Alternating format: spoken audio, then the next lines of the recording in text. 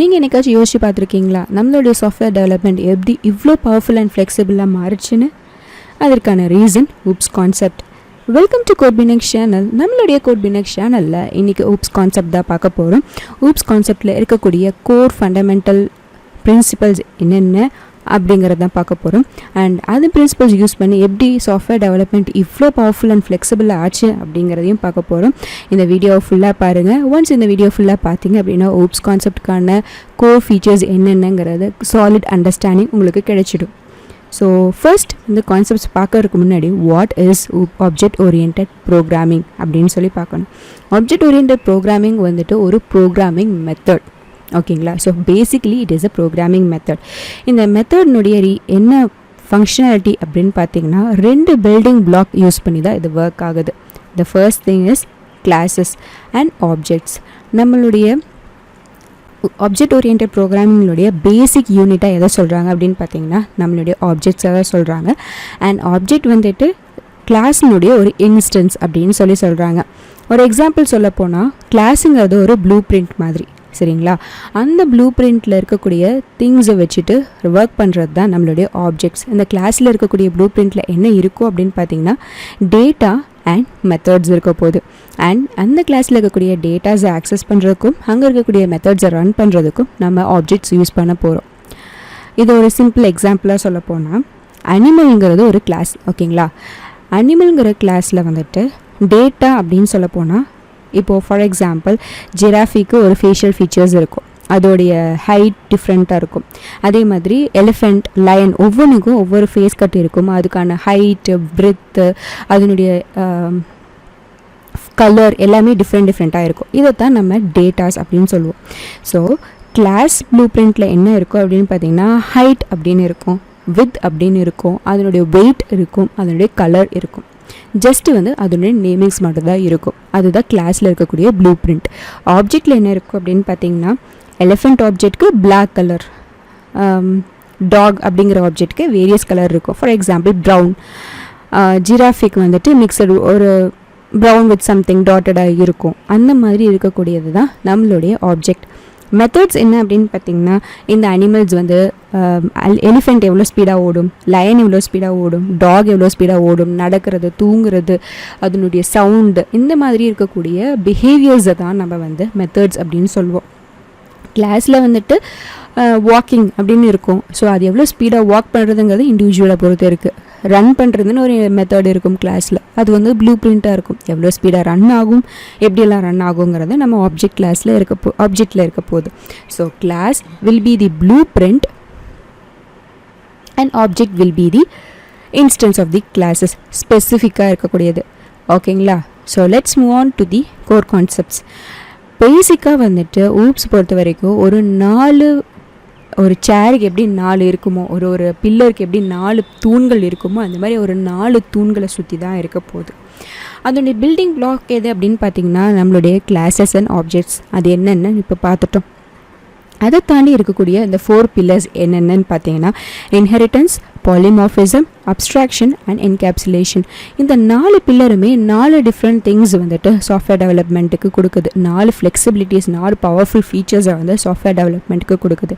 Not only software development, நம்ம oops concept கேமிங்ஸில் கூட நம்ம யூஸ் பண்ணுறோம். ஸோ எந்த இடத்துல ஊப்ஸ் கான்செப்ட் யூஸ் ஆகுதோ அந்த எல்லா இடத்துலையுமே ஒரு முக்கியமான ஃபீச்சர்ஸ் கொடுக்குது. So that is why OOPS concept இப்போ இருக்கக்கூடிய டெவலப்மெண்ட்ஸ்க்கு ரொம்ப ஹெல்ப்ஃபுல்லாக இருக்குது, making the development more powerful and flexible.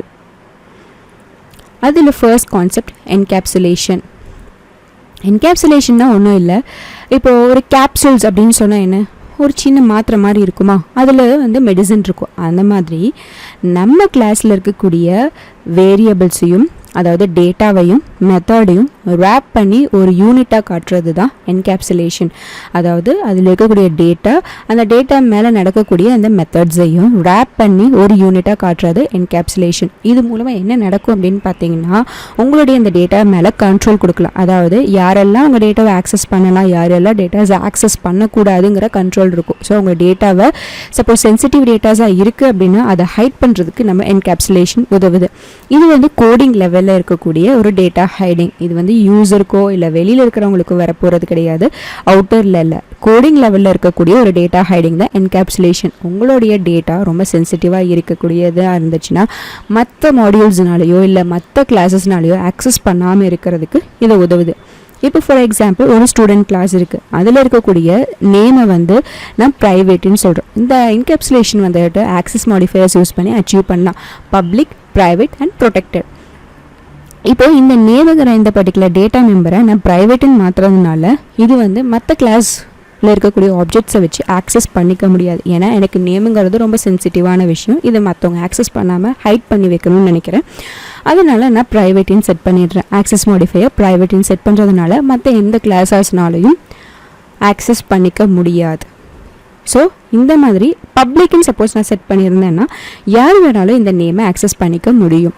So இது மூலமாக நான் என்ன பண்ணுறேன்னா என்னோடய டேட்டாஸை வந்து ஹைட் பண்ணி வைக்கிறேன் ஃப்ரம் அதர் கிளாஸஸ். ரொம்ப டெப்த்தாக போன கிளாஸஸ் ஆர் மாடியூல்ஸ்லேருந்து நம்ம ஹைட் பண்ணி வைக்கிறோம். So this is what encapsulation is. Next is abstraction. Next is abstraction. அப்ஸ்ட்ராக்ஷன்னா என்னென்னா இது ஒரு டைப் ஆஃப் டேட்டா ஹைடிங் தான். ஆனால் வந்து இது வந்து கோடிங் லெவலில் கிடையாது, இன்னும் ஹையர் லெவலில் ஒரு ஹைடிங் தான். இங்கே என்ன ஹைட் பண்ணுறோம் அப்படின்னு பார்த்தீங்கன்னா யூஸருக்கு இம்ப்ளிமெண்டேஷன் டீட்டெயில்ஸ் எல்லாமே ஹைட் பண்ணுறோம். ஆக்சுவலி பார்த்தீங்கன்னா யூஸருக்கு அது எப்படி ரெடி ஆச்சு அப்படிங்கிற அவசியம்லாம் கிடையாது. இப்போ ஃபார் எக்ஸாம்பிள் ஒரு கார் வாங்குறீங்க அப்படின்னா இந்த கார் வந்து எப்படி ரன் ஆகுது, உள்ளே வந்து என்ஜின் எப்படி ஒர்க் ஆகுது, அதுக்கப்புறம் வந்து நம்மளோட வெயிட் ஹோல்ட் பண்ணுறதுக்கு என்னென்ன மெக்கானிசம் கொடுத்துருக்காங்க, ரன் பண்ணுறதுக்கு என்னென்ன மெக்கானிசம் கொடுத்துருக்காங்க, எவ்வளோ இது வந்து பர் ஹவர் ரொட்டேஷன் எப்படி நடக்குது, அந்த மாதிரியான எந்த ஒரு இம்ப்ளிமெண்டேஷன் டீட்டெயில்ஸுமே யூஸருக்கு தேவைப்பட கிடையாது. கரெக்டுங்களா? அவங்க கார் வாங்குறாங்க, அவங்க ஓட்டுவாங்க. ஸோ டாப் லெவல் திங் மட்டும் தான் வந்து யூஸர் பார்ப்பாங்க. பேசிக் இம்ப்ளிமெண்டேஷன் டீட்டெயில்ஸ் ஒரு யூஸருக்கு தேவைப்பட போகிறது கிடையாது. இதே நம்மளுடைய கம்ப்யூட்டர் டெக்னாலஜியில் சொல்ல போனால் நீங்கள் ஒரு மெசேஜ் டைப் பண்ணுறீங்க, ஒரு யூஸர் பொறுத்த வரைக்கும் அவங்க மெசேஜ் டைப் பண்ணி சென்ட் பட்டன் கொடுத்தா ரிசீவருக்கு அந்த மெசேஜ் வந்து சென்ட் ஆகும், அவ்வளோதானே தவிர அவங்களுக்கு வந்துட்டு எப்படி இந்த மெசேஜ் வந்து எப்படி அங்கே வரைக்கும் ட்ரான்ஸ்ஃபர் ஆகுது, என்ன மெக்கானிசம் யூஸ் பண்ணி ட்ரான்ஸ்ஃபர் ஆகுது, என்ன ப்ரோட்டோக்கால் அங்கே யூஸ் ஆகுது பேக் எண்டில், இங்கேருந்து மெசேஜ் எப்படி வந்துட்டு பைட்ஸாக கன்வெர்ட் ஆகுது, அந்த மாதிரி எந்த ஒரு இம்ப்ளிமெண்டேஷன் டீட்டெயில்ஸும் தேவை இல்லை. கரெக்டாக? ஸோ இந்த மாதிரி தேவையில்லாத அவங்களுக்கு அனாவசியமாக இருக்கக்கூடிய விஷயங்களை வந்து அந்த யூஸர்கிட்ட இருந்து ஹைட் பண்ணுற அந்த டேட்டா ஹைடிங் தான் அப்ஸ்ட்ராக்ஷன் சொல்கிறாங்க. என்கேப்சுலேஷன் வந்து கோடிங் லெவலில் இருக்கக்கூடிய ஹைடிங், அப்ஸ்ட்ராக்ஷன் வந்துட்டு டாப் லெவல் யூசர் லெவலில் இருக்கக்கூடிய ஹைடிங், இம்ப்ளிமெண்டேஷன் டீட்டெயில்ஸில் ஹைட் பண்ணுறது அப்ஸ்ட்ராக்ஷன் சொல்கிறாங்க. இங்கே என்ன பண்ணுவாங்க அப்படின்னு பார்த்தீங்கன்னா ஒரு கிளாஸை வந்து அப்ஸ்ட்ராக்டாக க்ரியேட் பண்ணுறாங்க.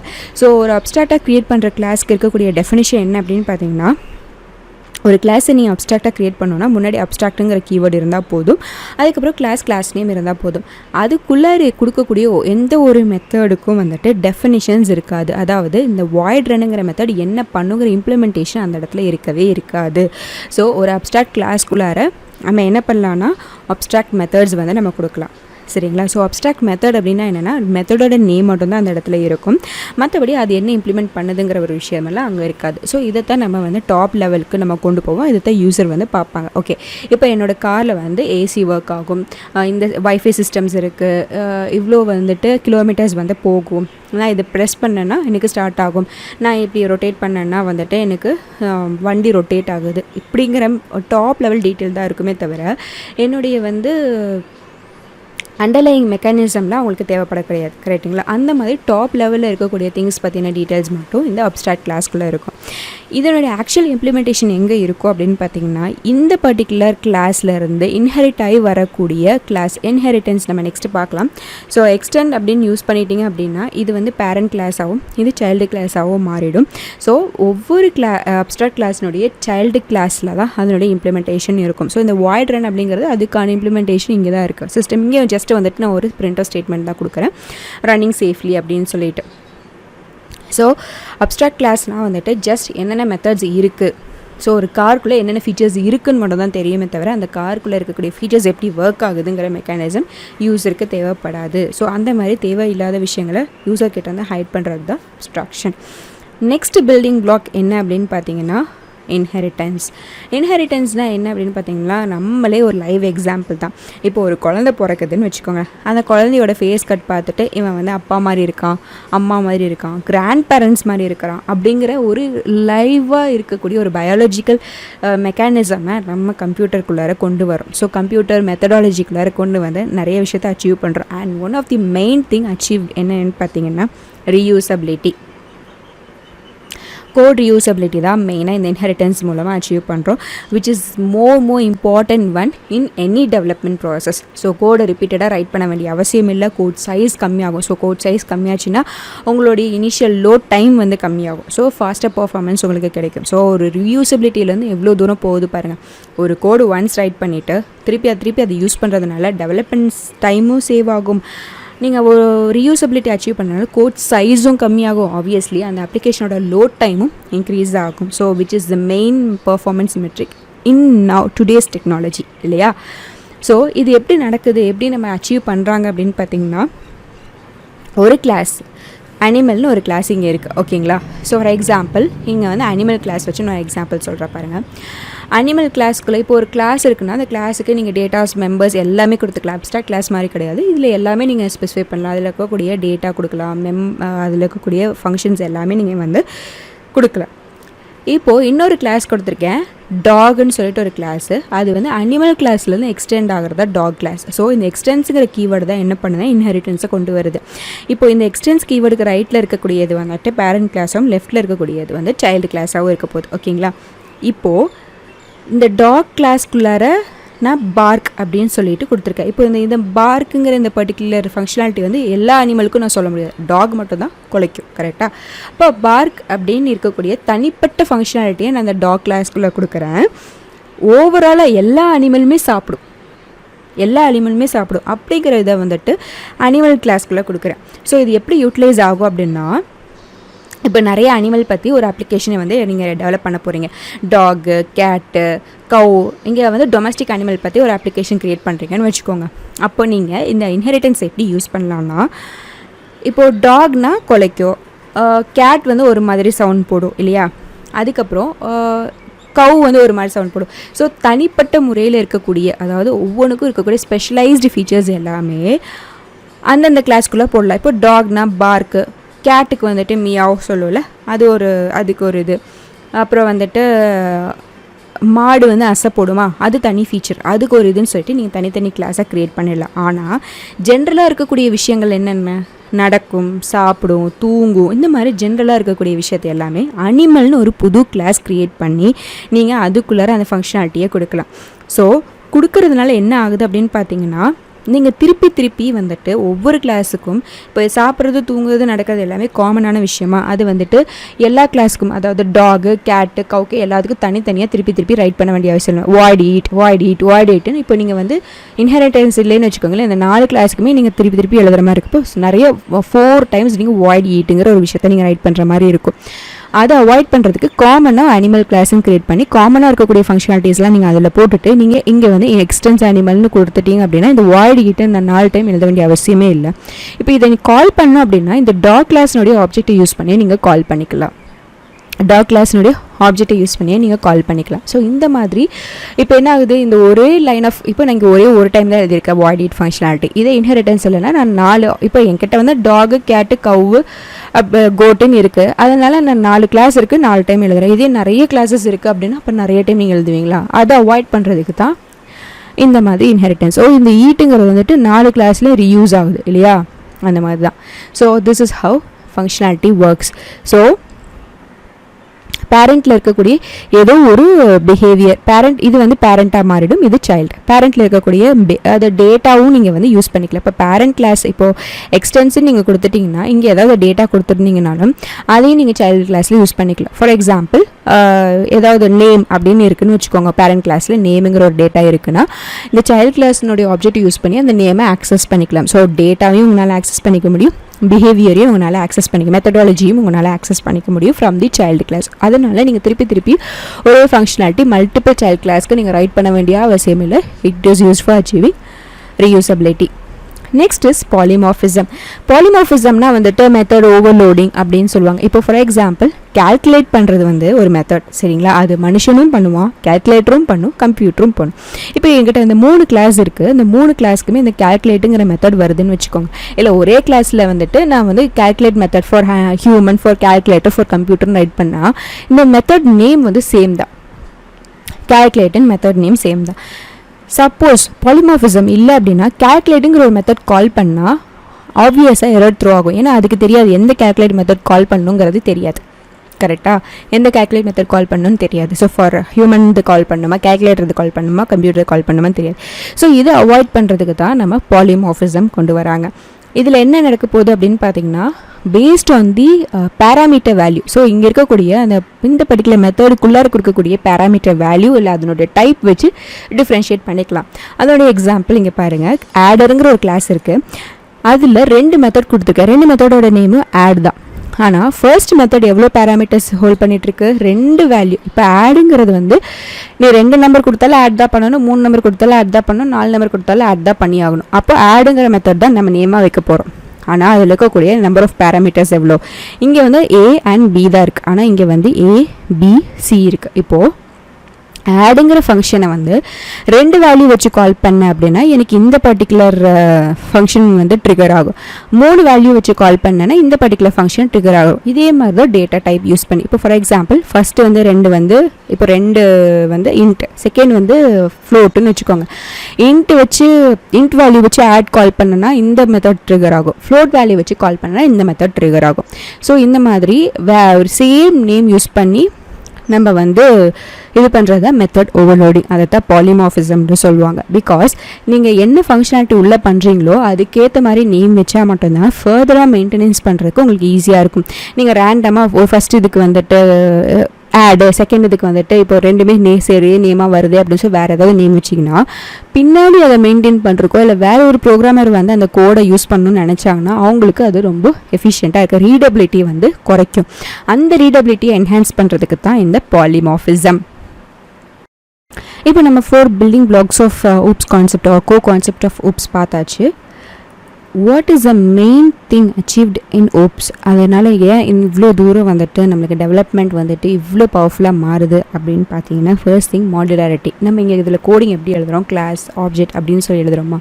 ஸோ இதனால் என்ன ஆகுதுன்னா, நம்ம ஒரு பெரிய அப்ளிகேஷனை நம்ம சின்ன சின்ன யூனிட்ஸாக பிரித்து கிளாஸ் அண்ட் ஆப்ஜெக்ட்ஸ் யூஸ் பண்ணி எழுதுறதுனால நம்மளுக்கு அதை வந்து மெயின்டைன் பண்ணுறது ஈஸி.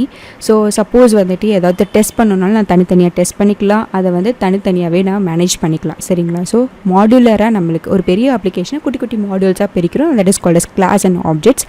ஸோ தனித்தனியாக எழுதும்போது obviously it is easy for the development. அதை டெஸ்ட் பண்ணுறதும் ரொம்ப ஈஸி, டெவலப் பண்ணுறதும் ஈஸி. ஏதாவது எரர்ஸ் வந்துச்சுன்னா அதை ஃபிக்ஸ் பண்ணுறதும் ஈஸியாக இருக்கும் சின்ன சின்னதாக இருக்கிறதுனால. செகண்ட் வந்து அப்படின்னு பார்த்தீங்கன்னா ரீயூசபிலிட்டி. ஆப்வியஸ்லி இன்ஹெரிட்டன்ஸ் வந்து ரீயூசபிலிட்டிக்காக அப்படின்னு சொல்லுவோம் இல்லையா. ஒரு டைம் நம்ம கோட் ரைட் பண்ணால் போதும், அது எங்கெங்கெல்லாம் நம்மளுக்கு வேணுமோ அதை நம்ம ரீயூஸ் பண்ணிக்கலாம். ஆப்வியஸ்லி கரெக்டாங்களா. ஸோ அதனால என்ன ஆகும் அப்படின்னு பார்த்தீங்கன்னா, நம்ம கோட் டெவலப்மெண்ட் ரொம்பவே ரொபஸ்ட்டாக நடக்கும். அண்ட் நம்மளோட கோட் சைஸ்லாம் ரெடியூஸ் ஆகும். ஆப்வியஸ்லி நம்மளோட பண்டில் சைஸ் வந்து ரொம்பவே ரெடியூஸ் ஆகும். ஸோ அப்ளிகேஷனோட பண்டில் சைஸ். நெக்ஸ்ட் வந்து பார்த்திங்கன்னா ஸ்கேலபிலிட்டி. இப்போ நம்ம கிளாஸ் ஆப்ஜெக்டாகவே நம்ம ரைட் பண்ணுறதுனால ஃபர்தராக ஏதாவது ஃபீச்சர்ஸ் நான் ஆட் பண்ணோம் அப்படின்னா எக்ஸிஸ்டிங் கிளாஸ் ஆப்ஜெக்டை அப்படியே வச்சுட்டு எக்ஸ்ட்ரா ஆட் பண்ணக்கூடிய ஃபீச்சரை தனி கிளாஸ் ஆப்ஜெக்டாக போட்டால் முடிஞ்சு போச்சு. ஸோ நான் என்னுடைய எக்ஸிஸ்டிங் திங்கை நான் எதுவுமே டச் பண்ண கிடையாது. எக்ஸ்ட்ரா ஆட் பண்ணுறதும் எதுவும் ப்ராப்ளமாக இருக்க போகிறது கிடையாது. ஏன்னா மாடுலராக தான் இருக்குது. மாடுலாரிட்டியை கிளாஸ் ஆப்ஜெக்ட் மூலமாக நம்ம அச்சீவ் பண்ணுறதுனால. ஸோ எக்ஸ்ட்ராவாக நம்ம வந்து ஏதாவது ஸ்கேல் அப் பண்ணணும் அப்படின்னாலும் ஏதாவது வந்து டெவலப்மெண்ட் பண்ணணுன்னாலும் எக்ஸிஸ்டிங் எதை வந்து தொடாமல் நான் புதுசாக ஒரு கிளாஸ் அண்ட் ஆப்ஜெக்ட் க்ரியேட் பண்ணி நான் அதை வந்து அச்சீவ் பண்ணிக்கலாம்.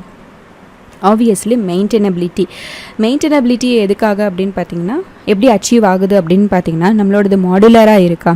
ஸோ மாடுலராக இருக்கிறனால நம்ம அதில் கூட என்கேப்சுலேஷன் மூலமாக நம்ம என்ன பண்ணுறோன்னா எவ்வளோ தூரம் ஆக்சஸ் பண்ண முடியாதுங்கிற அந்த கண்ட்ரோலையும் நம்ம செட் பண்ணிக்கிறோம். ஸோ தட் இப்போது என்கேப்சுலேட்டட் டேட்டாவை வந்து நான் எடுக்கணும் அப்படின்னா இன்டர்ஃபேஸஸ் யூஸ் பண்ணி தான் ஆகணும். அப்படிங்கிறனால பக் ஃபிக்ஸிங்கும் ரொம்ப ஈஸியாக இருக்கும். ஸோ ட்ரேசிங் அவுட் பண்ணி பக்ஸ் ஃபிக்ஸ் பண்ணுறதும் நம்மளுக்கு ரொம்ப ஈஸியாக இருக்கும். அண்ட் பாலிமார்ஃபிசம்ஸ் அந்த மாதிரி இருக்கக்கூடிய கான்செப்ட்ஸ் மூலமாக நம்மளால் ரீடபிலிட்டிஸுமே அச்சீவ் பண்ண முடியும், மெயின்டெனபிலிட்டியும் அச்சீவ் பண்ண முடியும். ஸோ எல்லாமே கிட்டி மாடல்ஸ் அண்ட் ரொம்ப சிஸ்டமேட்டிக் வேல வந்து நம்ம கோட் ரைட் பண்ணுறதுனால ஒரு டெவலப்பருக்கு ஈஸி டு டெவலப். அதே மாதிரி டெவலப் பண்ண ப்ராஜெக்ட் வந்து மெயின்டைன் பண்ணுறது. சப்போஸ் அந்த டெவலப்பரே இல்லைனாலும் வேற ஒரு டெவலப்பர் வந்தாலும் அதை ஈஸியாக அண்டர்ஸ்டாண்ட் பண்ணிக்க முடியும். ரொம்ப சிஸ்டமேட்டிக்காக இருக்கனால அது ஈஸியாகவும் அண்டர்ஸ்டாண்ட் பண்ணிக்க முடியும். ஸோ இதெல்லாம் தான் வந்துட்டு நம்மளுடைய ஊப்ஸ் கான்செப்டை வந்துட்டு more powerful tool for development ஒரு டெவலப்மெண்ட்டாக இருக்கிறதுக்கு யூஸ்ஃபுல்லாக இருக்குது. அண்ட் இது வந்து சாஃப்ட்வேர் டெவலப்மெண்ட்டுக்கு கிடையாது, web application development, game development போன்ற பல துறைகளில் வந்துட்டு ஊப்ஸ் கான்செப்ட் ரொம்ப மேஜர் போர்ஷன் ப்ளே பண்ணுது. ஸோ நிறைய பிளேசஸில் வெப் அப்ளிகேஷன்லேருந்து கேம் டெவலப்மெண்ட் வரைக்கும் எல்லா பிளேசஸ்லையுமே வந்துட்டு ஊப்ஸ் கான்செப்டை வந்துட்டு மேஜர் போர்ஷனாக யூஸ் பண்ணிகிட்ருக்காங்க. ஸோ இந்த வீடியோ உங்களுக்கு பிடிச்சிருந்தா லைக் பண்ணுங்கள், ஷேர் பண்ணுங்கள், மறக்காமல் கோட்பினிக்ஸ் சேனலுக்கு சப்ஸ்கிரைப் பண்ணிவிடுங்க. தேங்க்யூ.